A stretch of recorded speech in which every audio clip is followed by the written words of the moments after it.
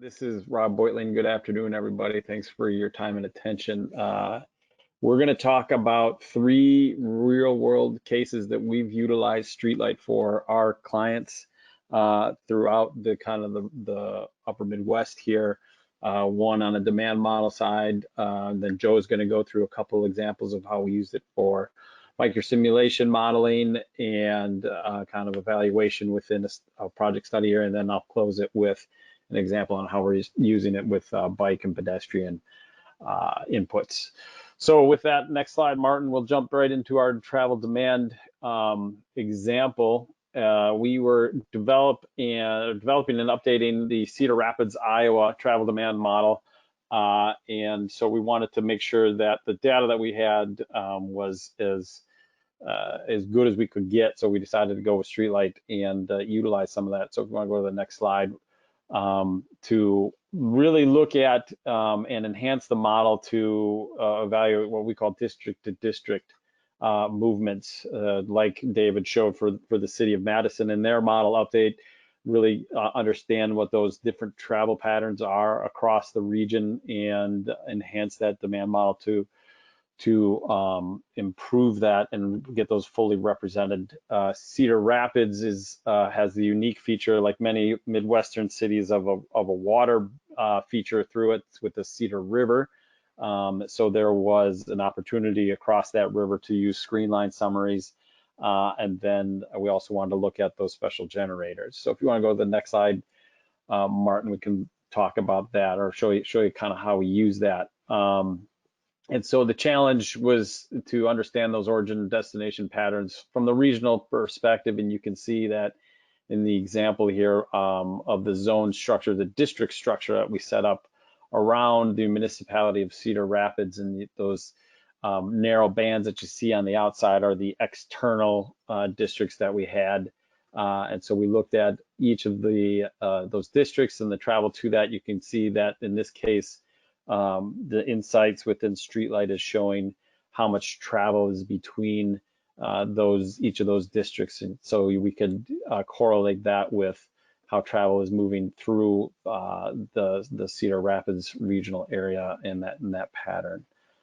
So you can see that it's heaviest in the kind of the northwest section and the lightest as we move to kind of the exterior and easterly districts. So how did we use then this data? Next slide, Martin. We kind of talk about, click it one more time, we can bring up some words that are supposed to be here.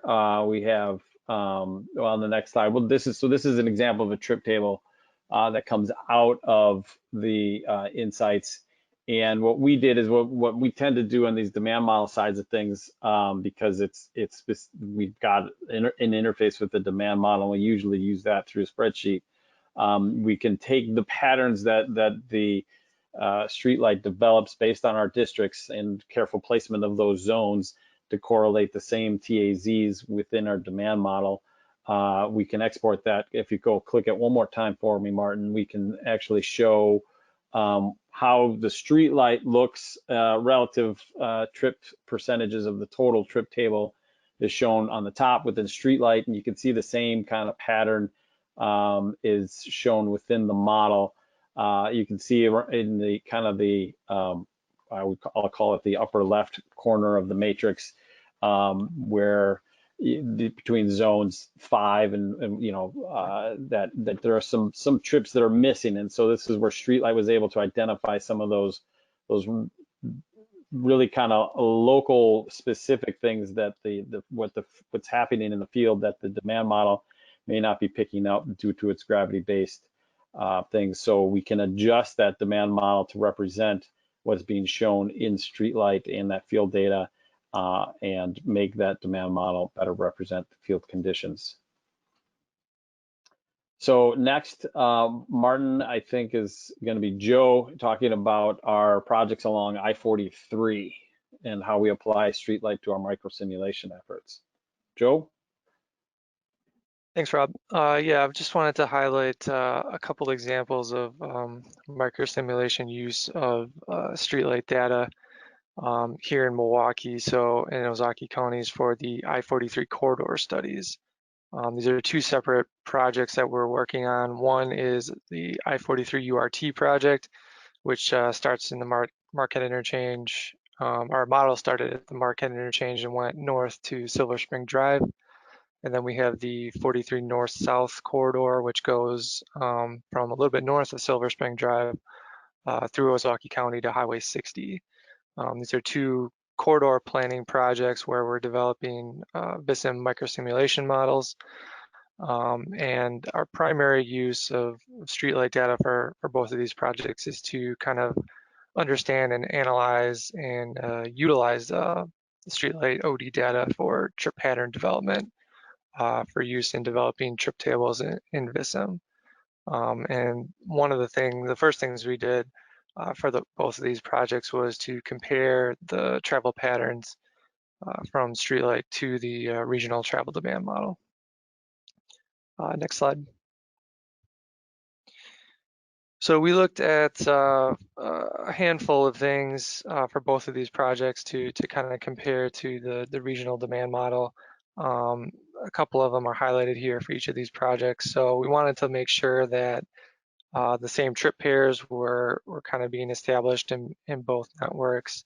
We were looking at ramp-to-ramp proportions or interchange-to-interchange proportions.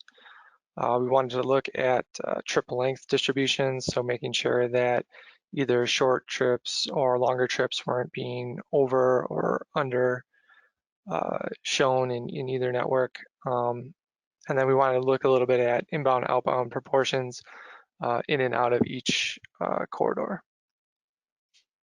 Next slide. So the next couple of slides are just going to show some examples of those analysis results. What's shown here is a comparison for the I-43 URT project of ramp-to-ramp proportions for the PM peak period. So the shading is trying to highlight where there are more significant differences between the two data sets. The one with the arrow is the Marquette interchange west to north movement. And what's being highlighted is the fact that the regional demand model is showing a significant percentage of ramp trips that are originating at that west to ramp movement and exiting at the first interchange to the north, which is Fond du Lac Avenue. The negative values are highlighting the fact that StreetLight is showing that in reality, there's a greater distribution of those trips from the west to north ramp to a number of downstream exit ramps, not just to Fond du Lac, but also everything from Fond du Lac to Silver Spring Drive. And this was kind of significant for us because it's an issue that could potentially present some challenges with our VISIM model validation in terms of lane utilization, weave-in proportions and speeds, and trying to get the model to kind of show and be accurate to real world conditions. Next slide. For the 43 north-south project, one unique feature of this project is adding a full access interchange, a new full access interchange at Highland Road, which is highlighted in red there. What we used StreetLight here was we did a select link analysis to kind of determine the amount of existing traffic that travels through any of the existing interchanges, and specifically interchanges that are adjacent to Highland Road, and then ultimately end up at the Highland Road interchange. So we wanted to take a look at this to determine and kind of analyze the amount of trips that we think would eventually shift directly to Highland Road and away from these adjacent existing interchanges, which ultimately helped us forecast future year trip tables and some differences in the existing to future trip patterns for the corridor. So now I'll hand it back to Rob to talk a little bit about our bike and ped usage. Thanks, Joe. Yeah, our final kind of display of use is the bike ped application, and it's being used by MnDOT to identify what types of facilities are being used from a bike and pedestrian kind of idea, building on kind of like what Ben was talking about. Where's the demand, and what routes really could be the best for the bike and pedestrians, the bike users, and what type of users then are using it. Are we talking about commuter bicyclists that are going to and from their place of work, or are these recreational users? I think Minnesota is also, just like Madison, well known for its high bike network and friendliness towards biking, despite for both of these two states being some of the coldest throughout the country. So we have really hardy riders out there, and so we want to make sure that we accommodate them as well. So this is being used to define the scope for up to 30 projects, and these projects are specific to improving the conditions of bicyclists and pedestrians as they navigate MnDOT facilities. So if you want to go to the next slide, we got a really neat example of how StreetLight actually, pun intended, shined the light on routes that weren't readily obvious if you're not there. So if you're coming in from, cold, coming from outside, just kind of looking at things, you wouldn't have noticed these things other than what StreetLight was able to show. So the upper image is the zone structure that was used to define what the patterns are. We're at 3rd Street and Highway 10 in Minnesota, and it's these. You can see that there's some use that we've got between two main areas, but this interchange right in the middle in the bottom half of the display shows the ped and bike routes shown in the blue and green. And if you look really closely, you see some of these paths that are going to and from limited access facilities, and not only limited access for vehicles, but definitely limited to no access for pedestrians. So you can see crossing Highway 10, we've got these green and blue lines, these dotted lines that are crossing Highway 10 and kind of intersecting with the ramps that are within the interchange. And you may, upon looking at that in StreetLight, look at and say, does that make sense? Is that really there? And it was discovered first in the field that there was these footpaths that showed this, and it was kind of confusing at first to say that, the field reviewers were saying, does this really exist? And it was confirmed within StreetLight that yes, that is a demand, that there is a grocery store in that bottom left corner, if you're looking at it at the southwest corner of that interchange, that people from the other quadrants can't get to very easily if they don't have a vehicle. And so this StreetLight use really identified what infrastructure is necessary to accommodate those non-motorized uses. And so if you do go look in Google Earth, you will see footpaths that match these blue and green lines that you don't see facilities currently. So they do walk along these ramps and cross Highway 10, which is a non-controlled facility there. So people do take their safety into their own hands and cross that facility just to get to a shopping area, because that is the shortest path to them, and that's what they decide to take. So they're continuing to use StreetLight. This was last year's example. They're doing it again this year, and I don't have a display of it, but they're also using it to define what shared use type facilities. So not only shared use paths, but a shared use streetway that would combine all the facilities into one, looking at pedestrian and bike volumes, non-motorized volumes down alleys within urban areas, and seeing if there isn't a facility that's nearby that can contain all of the shared uses within a single facility and improve that.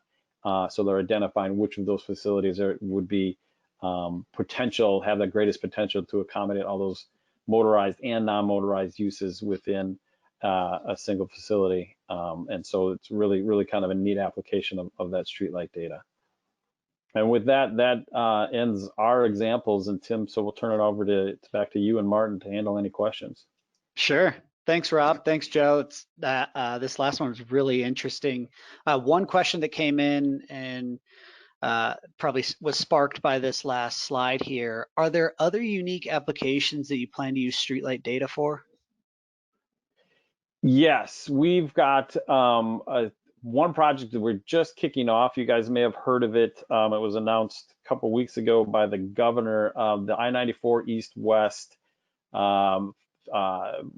kind of a reevaluation study of those of that section between the Zoo interchange and the Marquette interchange. It features a stadium, Miller Park, soon to be known as American Family Field, and the home of the Milwaukee Brewers. We are going to utilize StreetLight data to evaluate the impact of those events, those Brewer game days, on the network around it.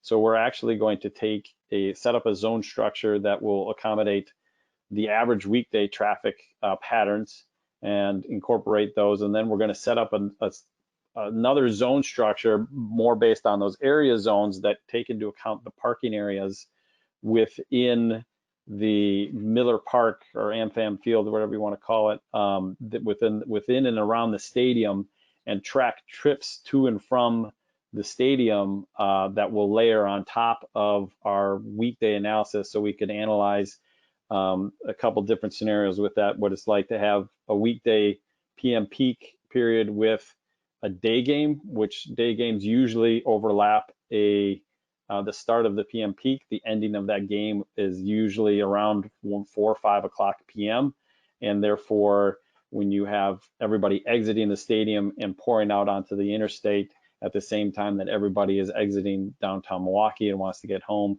that causes unique issues.